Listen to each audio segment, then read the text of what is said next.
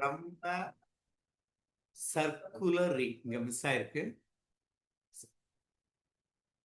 Circular ring. It is a circular ring of mass m, radius r, and r corresponding to 90-degree sector is removed. The moment of inertia of the remaining part of the ring about an axis passing through the center of the ring and perpendicular to the plane of the ring is k times mr squared value of k. Okay. First, we have a ring. அதோடைய moment of inertia mr square. mr squared is the moment of inertia of the ring about its center. முக்கியம், இந்த ரிங்ல 90 டிகிரியை நம்ம remove பண்றோம். இத்தனை போர்ஷனை remove பண்ணியாச்சு. 90 degree remove பண்ணிட்டோம். அப்போ முதல்ல moment of inertia about the center IG.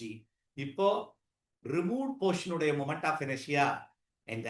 இந்த போர்ஷனுடைய மாஸ் வந்து m/4 தான் இருக்கு. Total மாஸ்ல m/4 m/4 m/4 m ஆயிரும். அதுல 1/4 இஸ் ரிமூவ். அப்ப அதோடைய மாஸ் ரிமூவ் பண்ண ஏரியாவோட மொமெண்ட் ஆஃப் இனர்ஷியா இன்டு அதோடைய ரேடியஸ் r ஸ்கொயர் தான். அப்போ நமக்கு remaining moment of inertia is மொத்த moment of inertia minus remove பண்ண மொமெண்ட் ஆஃப் இனர்ஷியா. IG வந்து mr ஸ்கொயர், மொத்த மொமெண்ட் ஆஃப் இனர்ஷியா ரிமூவ் பண்ணது mr ஸ்கொயர் பை 4.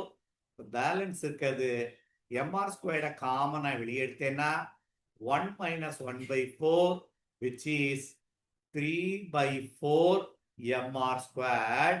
அவங்க கொடுத்ததை ஒழுங்கா படிக்கணும். k times mr squared. இதான் கொடுத்த டேட்டா. k times. அப்போ mr squared cancel ஆயிடுச்சு. The value of k is 3/4 is the answer.